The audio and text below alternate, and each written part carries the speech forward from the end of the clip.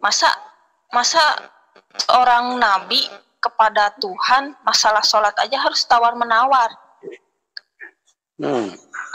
Apakah Tuhan tidak tahu kapasitas umatnya harus ada acara tawar menawar seperti jual beli kan? Jadi pertanyaannya tuh, kenapa setiap ajaran dari Muslim itu menurut saya seperti dongeng, Mbak? Tapi saya saat itu tidak berani untuk bertanya, karena takutnya kan kalau kita bertanya hal-hal yang menurut saya itu seperti dongeng, takutnya. Nah, kalau di rumah itu mama saya tuh suka marah kalau saya dengerin lagu itu teh. Cepat matiin, kenapa kamu dengerin lagu itu? Sana dosa apa itulah, pokoknya dimarahin. Woy.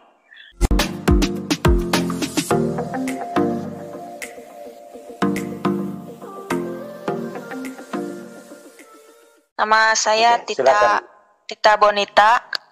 Saya seorang Muslim. Sampai saat ini di KTP saya masih tetap Muslim. Sejak kecil saya dilahirkan di keluarga Muslim. Dasar berbarengan dengan belajar agama seperti biasa, seperti anak lain.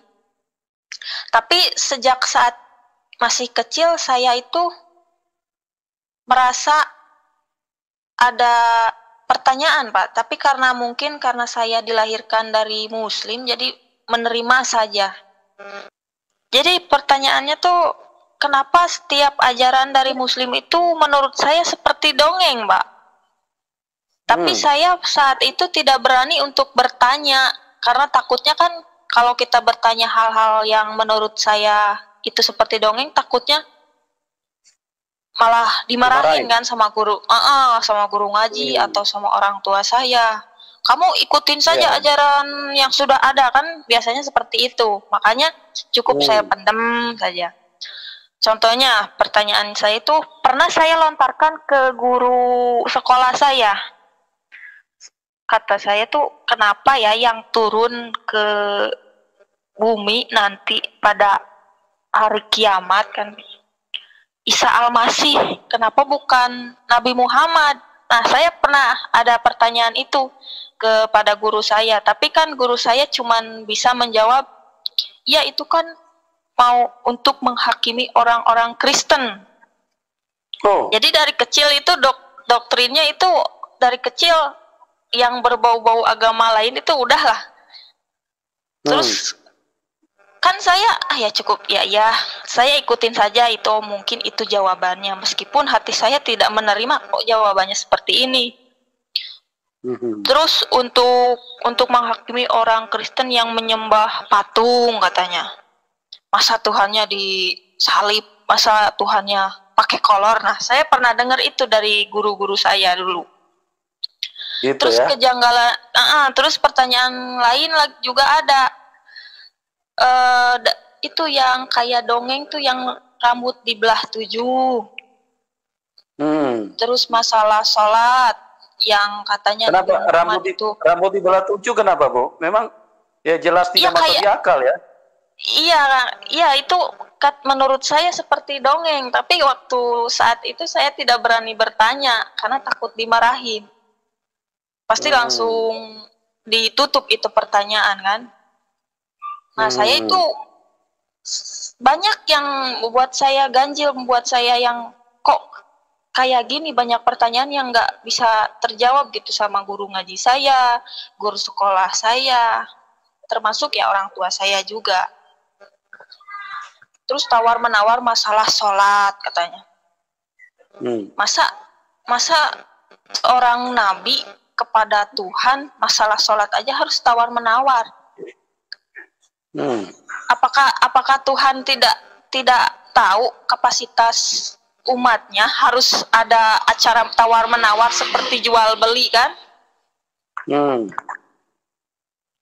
Terus satu lagi itu masalah sholawat kepada Nabi. Saya kan suka ikut ya kalau acara apa namanya itu Mauludan. Iya. Maulid Nabi kan suka sholawat gitu kan, puji-pujian. Saya tuh berpikir gini loh Pak, kok orang Muslim banyak yang fanatik ke orang agama lain yang suka agama itu ibadahnya tuh nyanyi-nyanyi katanya. Masa cenah Tuhan dikasih nyanyi gitu kan? Tapi kok saya merasa di agama saya juga kok seperti itu. Masa harus seorang nabi harus disolawatin? Itu kan solawat kayak nyanyi ya Pak ya? Kalau menurut saya, nah itu tapi saya belum dapat jawaban itu pada saat itu. Karena saya takut dari awal kan sudah didoktrin tidak boleh menentang, harus menerima apa yang sudah diajarkan. Apalagi ingin tahu agama lain itu paling dilarang. Jangankan tahu masalah agama lain, pegang kitabnya aja nggak boleh kan, dosa katanya. Nah terus kalau saya di rumah itu kan pernah saya dengar lagu rohani. Saya tuh suka banget itu lagu rohani. Nah kalau di rumah itu mama saya tuh suka marah kalau saya dengerin lagu itu teh. Cepat matiin, kenapa kamu dengerin lagu itu? Dosa apa itulah, pokoknya dimarahin. Nanti masuk neraka. Saya mati. Itu itu nyanyian orang lain, nyanyian orang Kristen itu jangan didengar, pindahin. Saya kan penasaran ya Pak. Kadang suka sembunyi-sembunyi gitu, suka dengerin sampai saat ini juga saya hafal itu lagunya. Terus saya juga lagu pernah lagu apa tuh yang Bapa sentuh hatiku, yang itu. Oh iya. Yang itu. Iya. Nah, itu semua saya belum dapat jawaban, Pak. Kok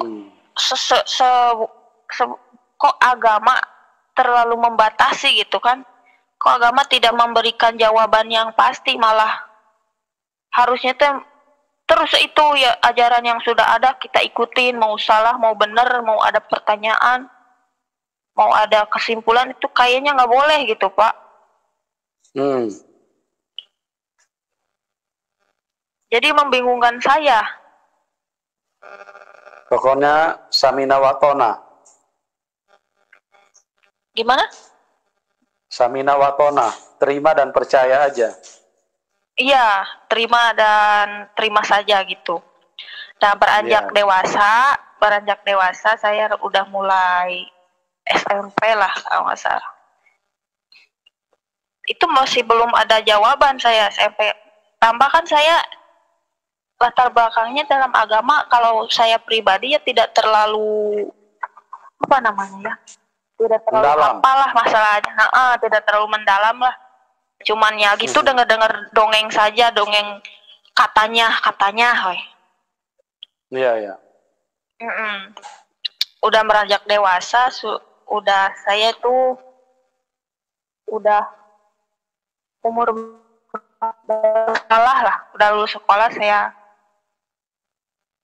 menikah, saya punya anak. Masalah agama itu pertanyaan saya udah mulai lupa, sudah tidak menghiraukan, sudahlah mungkin yang terbaik saya ikutin saja ajaran yang sudah ada. Mulailah saya ada kegiatan baru di rumah, main break-breakan radio. Saya mulai banyak kenal orang, jenis orang saya tahu, sifat karakter orang, kan sering main ke rumah tuh kan, silaturahmi sampai saya kenal sama calon suami saya. Dia ke rumah, biasa silaturahmi, kenal lebih dekat, lebih jauh kenal.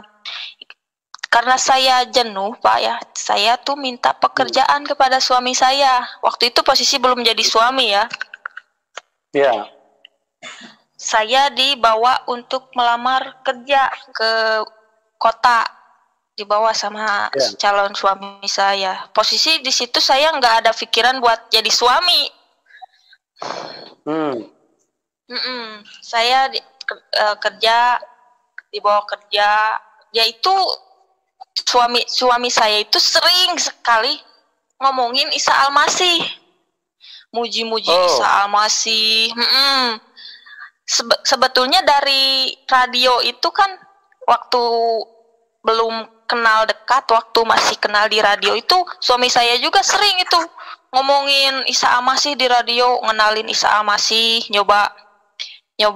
mencoba memberikan pengetahuan tentang Isa Al-Masih. Setelah saya ikut sama dia kerja, dia itu terus ngedoktrin saya itu Isa Al-Masih, muji-muji Isa Al-Masih itu baik, mujizatnya tidak tertanding, apalah segala macam lah dia omongin. Saya kan posisi masih belum percaya ya Pak. Iya. Dia itu orang yang paling istimewa katanya. Ya, terkemuka di dunia dan akhirat. Dia itu kelahirannya juga ajaib katanya. Pokoknya paling the best, pokoknya kata dia teh. Saya kan nolak langsung ya Pak. Apa ada Nabi Isa Al-Masih nabi juga. Malah dia disembah sama orang Kristen tuh, kata saya. Disembah itu patungnya. Apa itu kata saya? Musyrik. Itu saya tuh suaminya juga tidak patah semangatnya. Terus dia tuh ngingetin saya, ngasih tahu Isa Al-Masih itu bukan seorang nabi katanya. Dia itu seorang utusan Allah. Dia itu putranya Allah katanya gitulah. Pokoknya yang nggak masuk akal menurut saya pada saat itu. Sudahlah kata saya cukup mendengar ya begitu saja. Nah, dia tuh, saya pernah ingat kata-kata dia. Coba, dia kan manggil saya Neng kan. Coba Neng katanya, kalau ada masalah, kalau ada mendapatkan sesuatu yang menggembirakan, coba berdoa atas nama Isa Al-Masih, pasti Isa Al-Masih dengar katanya. Itu yang saya ingat.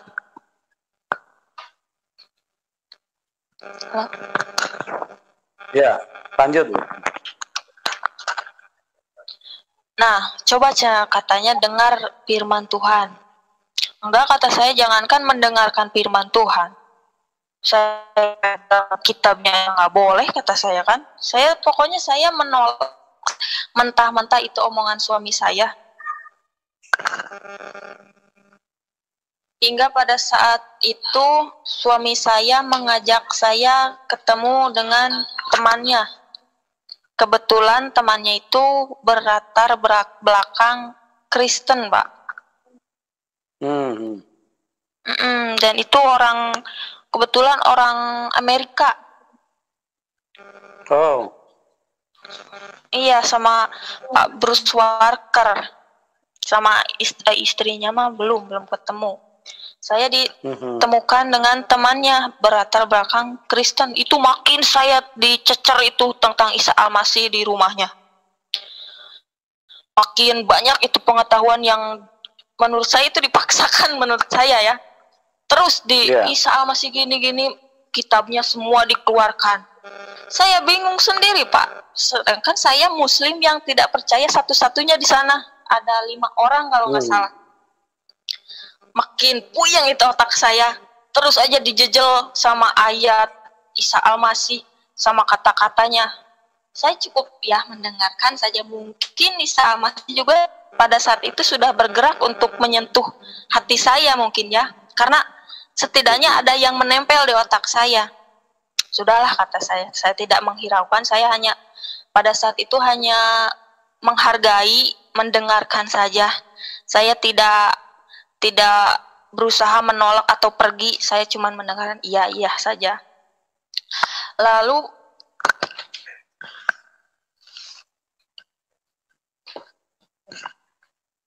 saya mulai penasaran. Dari situ mulai saya penasaran kenapa ini orang terlalu memaksakan saya. Emang ada apa dengan Isa Al-Masih? Membuat saya itu jadi penasaran, Pak. kok ini orang kayak yang bersemangat untuk mengenalkan Isa Al-Masih. Tidak dengan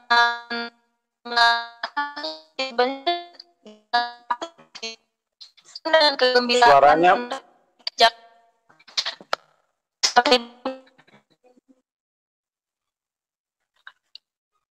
Suaranya suaranya agak ini, Bu. Halo. Seperti ini, Pak. Halo, ya seperti ini. Ya ini bagus ini. Ya lanjut, Bu, lanjut. Ya. Nah, karena yang mulai penasaran ya Pak, ini orang semua mengenalkan masih, emangnya Isa masih punya apa, punya magic apa sehingga orang-orang yang percaya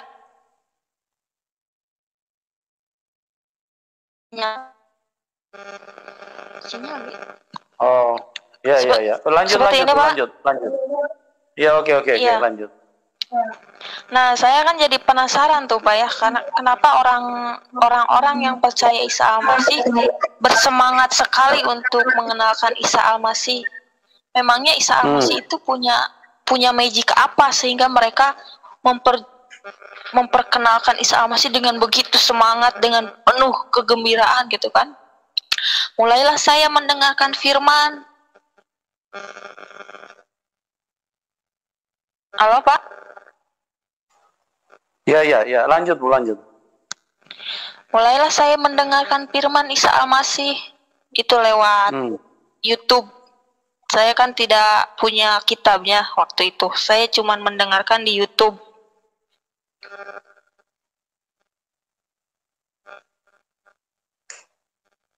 Halo Pak, bisa dengar Pak? Bisa dengar, bisa. Ya. Posisi itu saya udah mulai penasaran, tapi saya belum percaya Pak. Pas waktu itu saya dapat satu masalah dalam pekerjaan saya. Iya. Saya di PHK di tempat kerja saya dengan tiba-tiba saya diberhentikan. Kondisi saya pada saat itu sangat membutuhkan pekerjaan itu.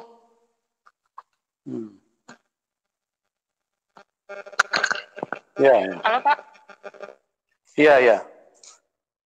Itu waktu itu calon suami waktu memperkenalkan Isa Al-Masih, memang beliau sudah Kristen apa belum waktu itu, Bu?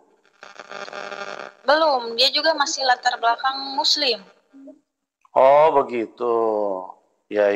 Jadi istilahnya KTP-nya juga masih Muslim. Ya, jadi Tuhan pakai orang-orang yang latar belakang Muslim ya untuk saling menginjil ya. Luar biasa nih Tuhan Yesus. Biasanya pendeta yang menginjil, ini Muslim sama Muslim ini saling menginjili. Iya, kadang saya juga berpikir ini orang Muslim beneran apa Musliman kata saya. Kok ini Muslim sama kayak saya kok ngasih taunya agama lain kata saya. Saya sempat nanya juga sama suami saya, kamu itu Muslim apa Kristen kata saya. Dia awalnya sih ngomongnya saya Muslim, tapi saya Muslimnya Muslim Isa Al-Masih katanya. Cuman jawab gitu.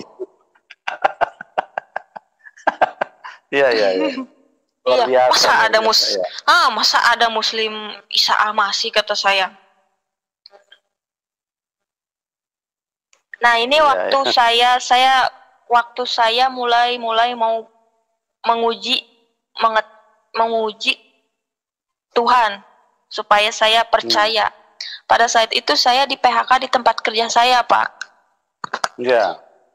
Iya, itu saya merasa, ini masalah. Saya mendapatkan masalah dalam hidup kata saya. Saya di PHK dari pekerjaan saya, sedangkan saya kan sangat butuh pekerjaan.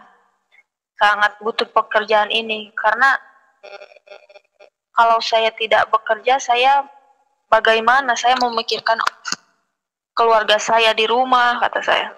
Kalau saya tidak kerja, ada anak saya, ada orang tua saya. Kalau saya tidak bekerja bagaimana? Saya pada saat itu merasa sangat sedih sampai nangis di kamar, karena itu pada saat itu saya diberhentikan dengan benar-benar tiba-tiba, Pak. Saya ngomong, saya ngomong ke calon suami saya, waktu itu belum jadi suami kan. Bagaimana ini, kata saya sudah di PHK, saya tidak mungkin pulang. Kalau saya pulang bagaimana? Suami saya cuman berkata, coba berdoa atas nama Isa Al-Masih, kata dia. Dia tetap itu bicaranya Isa Al-Masih, coba berdoa atas nama Isa Al-Masih, kata dia teh.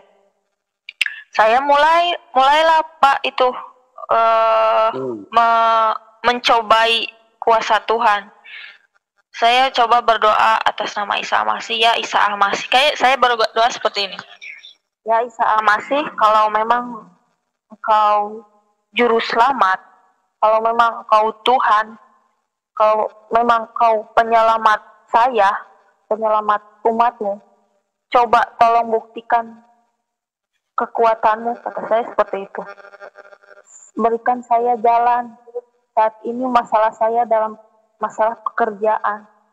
Tolong berikan saya jalan untuk keluar dari masalah ini. Mic-nya jangan ditekan, Bu. Agak mendem suaranya, jangan ditekan, ya. Jelas? Ya, oke. Diulang lagi? Nah, ya nggak apa-apa, diulang dikit. Jadi berdoa sama Isa Al-Masih bagaimana? Kalau memang Kau Tuhan, Kau penyelamat saya, Kau juru selamat saya, Kau mampu membantu saya. Pokoknya kata-kata yang saya bisa, saya doa atas nama Isa Al-Masih, coba bantu saya, kata saya seperti itu. Dan ternyata itu benar, terbukti. Pak. Terbukti itu ekspres banget, Pak. Itu hanya cuman sehari, saya di malam hari saya berdoa, besoknya saya langsung dapat kerja. Haleluya. Jadi saya lepas dari pekerjaan yang pertama itu, cuman selang 1 hari saya langsung bisa bekerja kembali. Tapi pada saat itu saya masih belum percaya, Pak. Masih sedikit ada keraguan, mungkin ini cuman kebetulan, kata saya. Ini nggak mungkin, kata saya, ini masih ada keraguan, ini pasti bukan karena Isa Al-Masih, ini mungkin kebetulan rezeki saya yang bagus. Seperti itu. Ya. Bisa dengar saya, Pak? Bisa. Ya. Bisa, Bu, bisa. Nah, tapi dari sana itu saya malah semakin penasaran, Pak. Saya masih ragu, belum percaya, tapi saya masih penasaran itu sama Isa Al-Masih, apa benar, apa enggak, gitu, masih menolak hati saya. Masih, masih memberontak, masih dalam kebimbangan. Nah, mulailah saya dengarkan kembali firman-firmannya, mulai dengar lagi lagu-lagunya, rohaninya. Ada satu ayat yang membuat saya merasa merinding, Pak. Iya, itu ada itu ada di Matius 11 ayat 28. Marilah kepadaku yang letih lesu dan berbeban berat. Aku akan memberikan kelegaan kepadamu. Yang itu. Nah, saya bertanya tuh sama suami saya kan. Calon suami saya. Karena kan saya masih belum mengerti itu apa artinya kan, apa maksudnya. Mulailah suami saya menjelaskan. Kenapa bisa sampai merinding baca ayat itu, Ibu?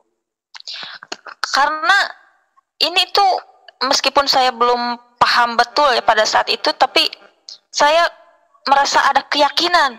Dia tuh Isa Al-Masih itu dari perkataannya dia tuh yakin dia adalah penolong. Amin. Iya, tapi saya mulai lebih ingin mengerti itu ayat. Terus satu lagi yang buat saya merinding. Ayat saya waktu pertama dengar itu di Lukas. Karena saya mendapatkan ayat itu bukannya bukan dari membaca Pak, dari mendengar. Jadi kadang saya nggak tahu letaknya di mana, ayatnya berapa. Cuman saya ingat-ingat itu kata-katanya. Kata-katanya seperti apa? Akulah jalan dan kebenaran dan hidup.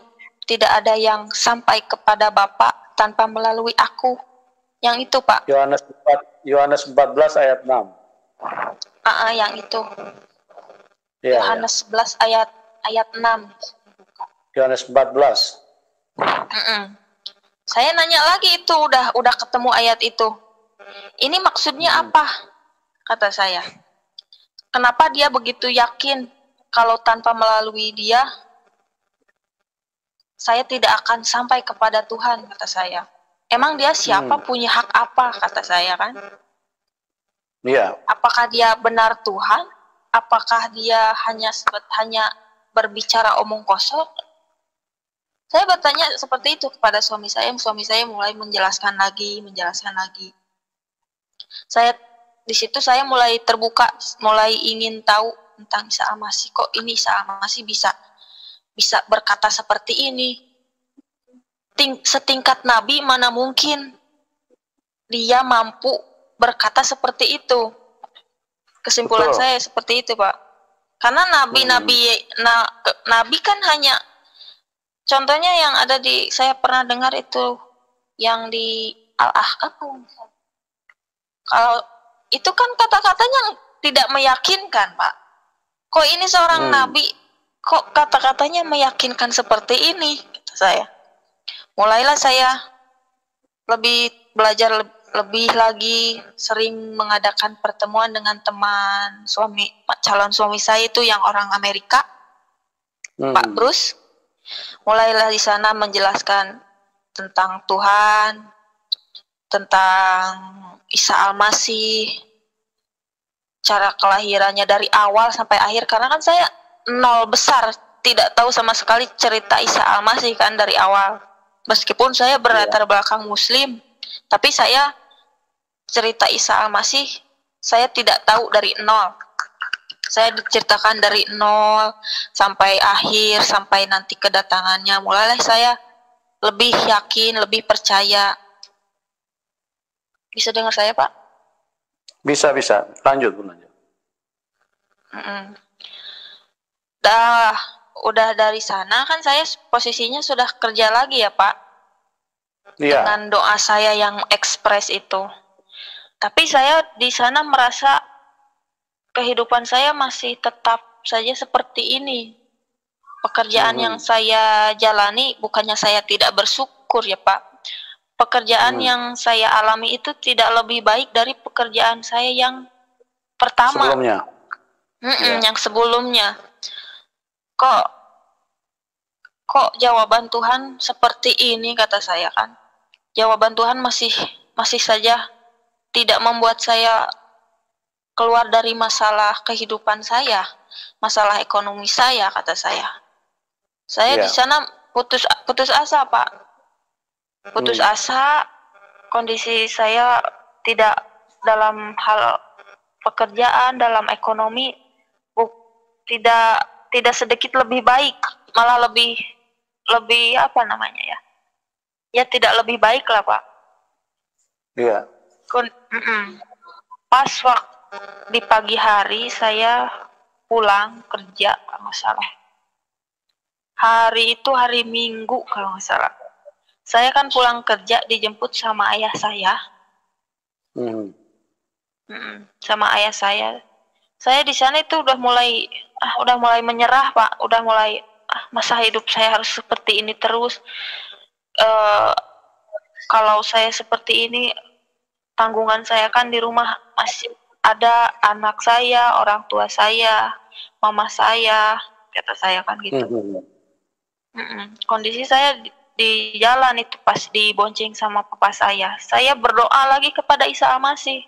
Karena saya ingat perkataannya, datanglah kepadaku kamu yang letih lesu dan berbeban berat. Iya, saya ingat perkataan itu. Saya mulai berdoa itu kondisinya Pak, saya di atas motor dibonceng sama papa saya.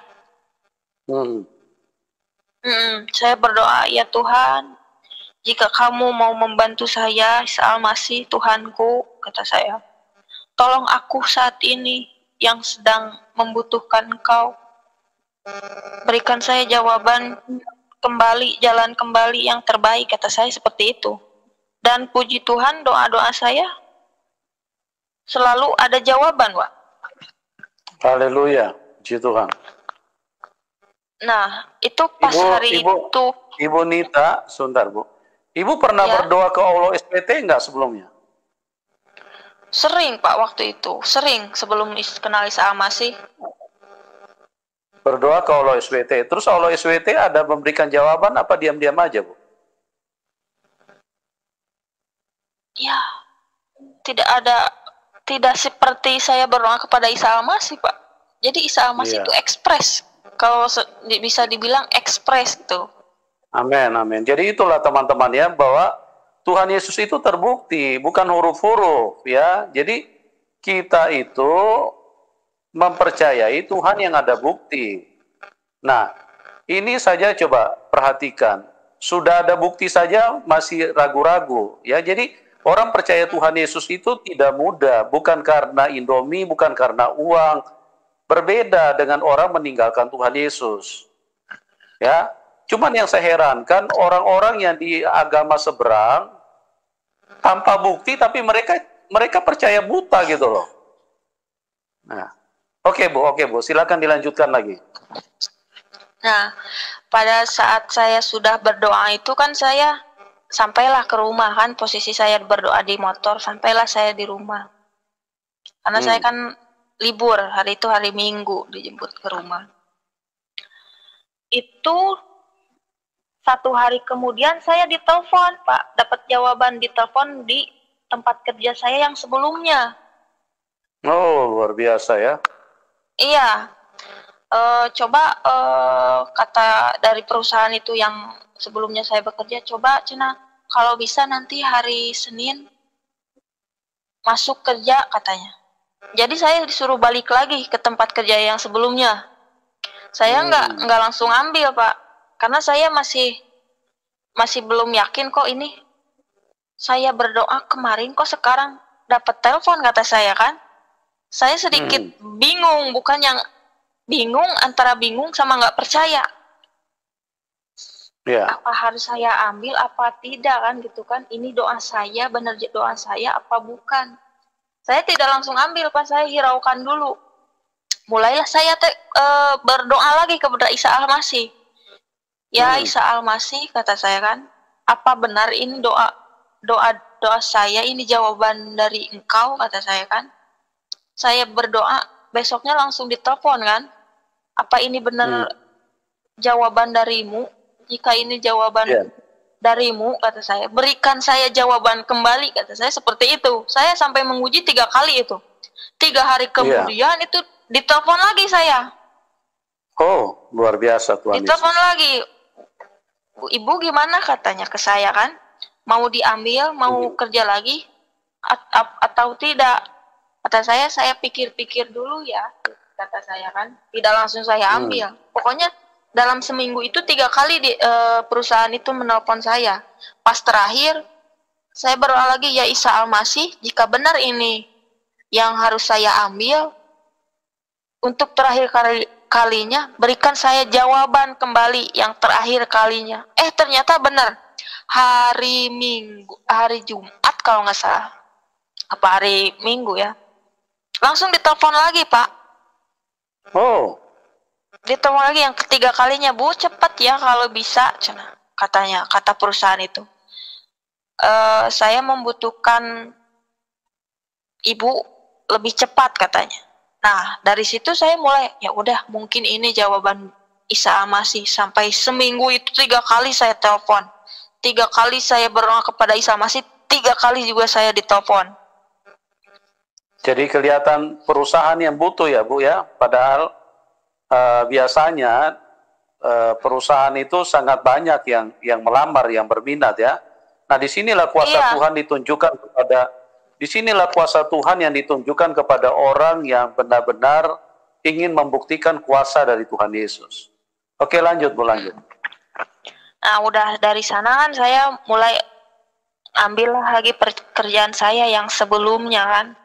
Saya pindah lagi kerja. Mulai saat itu saya lebih lagi percaya, meskipun saya ya dalam dalam Persimpangan. ketuhanan, dalam keimanan, meskipun saya pengetahuan saya masih nol ya Pak.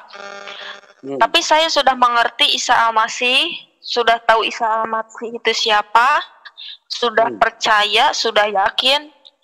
Pada saat itu saya merasa menjadi orang yang paling beruntung, paling beruntung.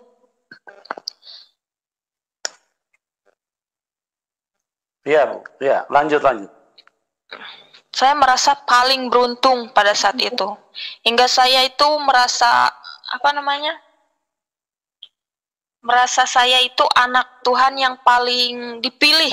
Karena tidak ada, karena mungkin orang muslim yang lain tidak bisa seberuntung saya kan. Orang yang dari latar belakang muslim yang tidak terlalu taat, orang yang dari awal tidak tahu Isa Al-Masih, tiba-tiba secara ekspres di umur 22 tahun sudah dikenalkan dengan Isa Al-Masih. Saya merasa jadi anak Tuhan yang paling dipilih, yang paling beruntung. Bisa langsung percaya dengan Isa Al-Masih, dengan semua jawaban doa saya. Luar biasa. Saya mulai dari sana itu jadi apa ya namanya? Sok pintar, Pak. Merasa sok pintar, merasa sok ingin memberitahu kepada orang lain gitu, Pak. Jadi ingin bukan sok ya namanya, ingin memberi kabar gembira ingin ini berbagi. Kepada itu ingin berbagi. Jadi merasa ingin berbagi. Meskipun bukan sok pintar, tapi itu mengasihi orang lain supaya orang lain pun juga mengalami hal yang sama. Nah, itu maksudnya. Jadi ingin berbagi, meskipun ya dalam ketuhanan saya kan masih, anggaplah masih baru seperti itu kan, masih belum tahu firman-firman Tuhan yang lebih belum lama mengenal Tuhan, tapi saya ingin berbagi gitu, Pak. Sampai saya setiap sama teman kerja saya di tempat kerja saya berbagi, mengenalkan Isa Al-Masih. Isa Al-Masih gini loh. Saya tahu Isa Al-Masih gini loh, kata saya. Dari latar belakang muslim.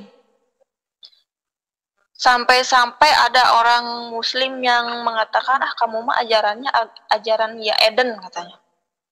Kamu mah musyrik, katanya. Apaan sih orang muslim mau percaya Isa Al-Masih? Kalau mau percaya Isa Al-Masih ya udah kamu pindah aja agama, katanya. Sampai kayak gitulah, sampai menjat saya sebagai orang yang musyrik. Kafir. Kafir, katanya kafir. Tapi saya mengutip dari kata-kata suami saya, kalau ada yang bilang kamu kafir nggak apa-apa, kafir kan kayak akan firman, katanya. Iya, betul. Iya, saya cuma bisa jawab itu karena ilmu saya dalam agama nggak sepinter suami saya lah. Nah, itu kesaksian saya waktu bertemu percaya sama Isa Al-Masih, Pak.